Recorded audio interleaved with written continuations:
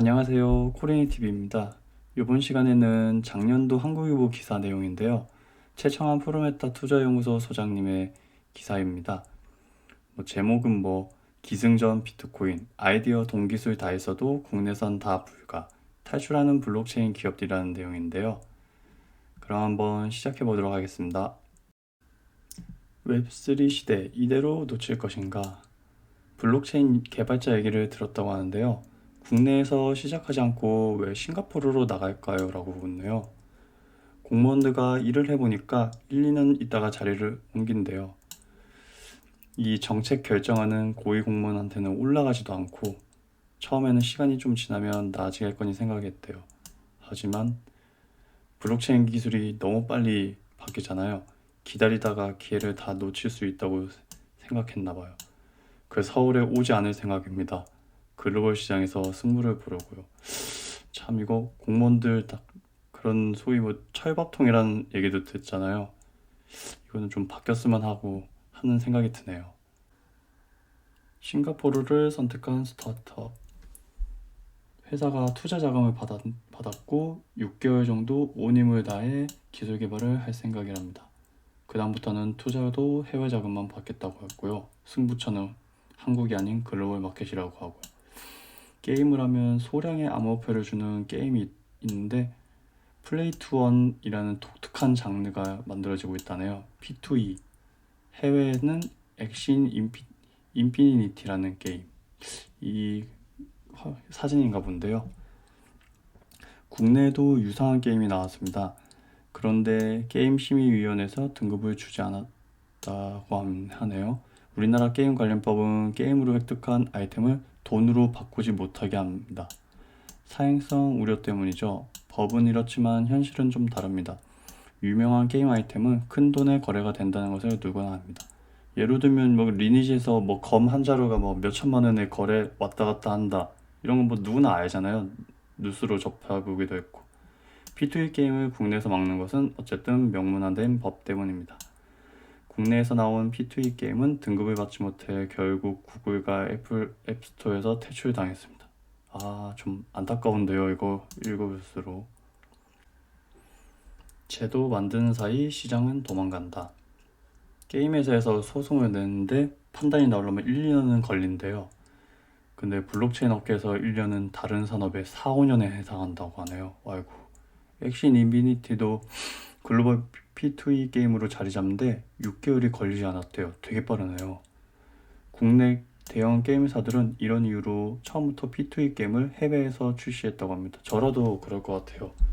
아이디어와 기술은 국산인데 시장은 해외에 있는 것이죠. 해외 시장 개척이라도 막지 말자.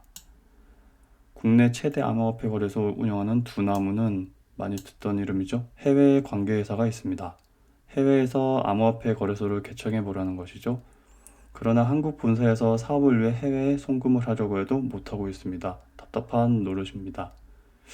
규제가 있나 본데요. 맡고 있는. 또 다른 회사 내용인데 이 트레이너, 암호화폐 트레이닝 하는 트레이너가 있는데 이 사람이 이제 기업을 할 생각으로 법인을 냈는데 회사를 만들고 직원들 급여도 주고 사무실 임대료를 내려면 당연히 은행 계좌가 필요하겠죠. 하지만 은행에서 법인 통장 개설이 거부됐다고 하네요. 회사가 어떤 일을 하는지 은행원이 물어보길래 블록체인 관련이라고 했더니 통장을 만들어주지 않았다고 하는 겁니다. 세상에. 블록체인을 아직 그렇게 보나 보네. 신생시장의 놀라운 성장 속도. 글로벌 시장을 상대로 암호화폐 트레이딩을 해주는 기업이 몇몇 있습니다. 엠버그룹이 있는데요. 엠버그룹은 1,100억 원의 규모의 투자를 받았다고 합니다.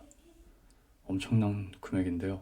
엠버가 한국에서 사업을 시작했다면 은행 계좌를 받을 수 있었을까요? 이게 참 문제나 보네요. 블록체인 산업이 새롭게 부상하고 있고 암호화폐 트레이딩도 독자적으로 시장을 만들어가고 있습니다. 기존의 법이나 제도에서 품어내기에는 발전 속도가 너무 빠릅니다. 시장은 저 멀리 가게 돼 있습니다. 어물어물하는 사이에 멀리 가게 돼 있다고 하네요. 우리나라도 블록체인 특구, 샌드박스 등의 방법으로 제도화되기 전에 사업을 해볼 수 있는 장치가 있기는 있습니다만 매우 불편한 것이 문제죠. 불편하나 보네요. 이게 하여튼 이 사업하기에는 되게 불편했나 보네요. 이 작년 기사지만 올해도 마찬가지 아닐까요? 이거는 윤석열 정부에서 좀 이렇게 빠르게, 그 특기잖아요. 윤석열 그 대통령이 빠르게 한번 해줬으면 이것도 좋을 것 같아요. 해외 시장으로 눈을 돌리자. 싱가포르도 블록체인 기업에 대해서는 까다롭게 굴기는 한답니다. 은행 계좌를 열어줄 때도 이것저것 살펴보고요. 그러나 일반 법인 설립 과정은 정말 일사천리로 진행되다가 합니다. 자기 나라에 돈을 가지고 들어와서 영업을 하겠다는데 마다할 이유가 없죠. 이건 되게 좋은 거죠. 자기 나라 입장에서도. 맞아요.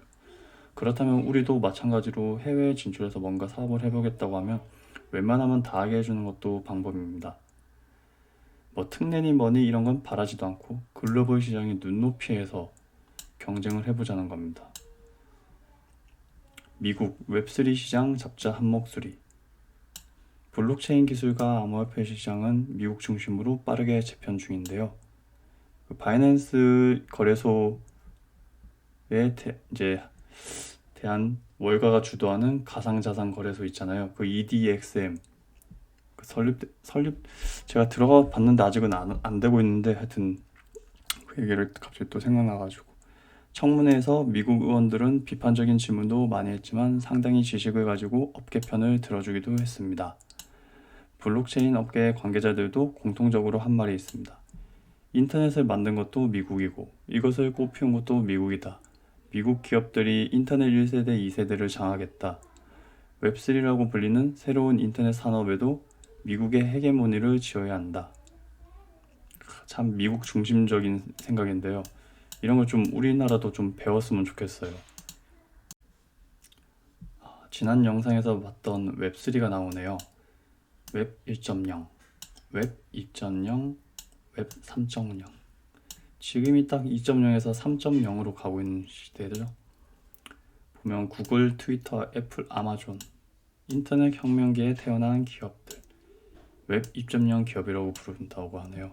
그렇겠죠, 뭐 여기 있으니까. 웹 2.0 기업들이 글로벌 마켓을 지배하면서 막대한 부를 쌓았습니다. 엄청난 부를 쌓았죠.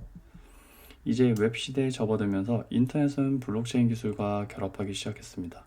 금융이 들어가기 시작한 것이죠. 청문회에서 미국의 블록체인 기업들은 입을 모아 말합니다. 웹3 시대에도 미국 기업들이 글로벌 시장을 지배하기 위해서는 의회가 나서서 제도 정비를 해야 한다고. 우리 기업들도 마찬가지입니다. 세계 시장에서 사업을 하고 싶은데 도와주지는 못할 망정 막아서야 되겠습니까? 웹3는 그야말로 국경이 없습니다. 한 나라의 법으로 발전하는 시장과 기술을 막을 수는 없습니다. 뛰어난 기술 인재들이 기량을 펼칠 수 있도록 열린 생각이 필요한 때입니다. 열린 생각, 이거 참 맞는 말인데요. 정부에서도 규제를 이제 좀 없애주고 좀 빠르게 이 웹3로 가는 길에 뭐 미국이 당연히 선도하겠지만 우리도 그 뒤에 후발주자로 이렇게 준비한다면 그래도 우리 민족은 뛰어나지 않을까요? 뛰어난데 잘할 수 있을 거라고 봅니다. 이번 영상은 여기까지 준비했고요. 그러면 다음 영상에서 또 한번 뵙도록 하겠습니다. 영상 끝까지 들어주셔서 감사합니다.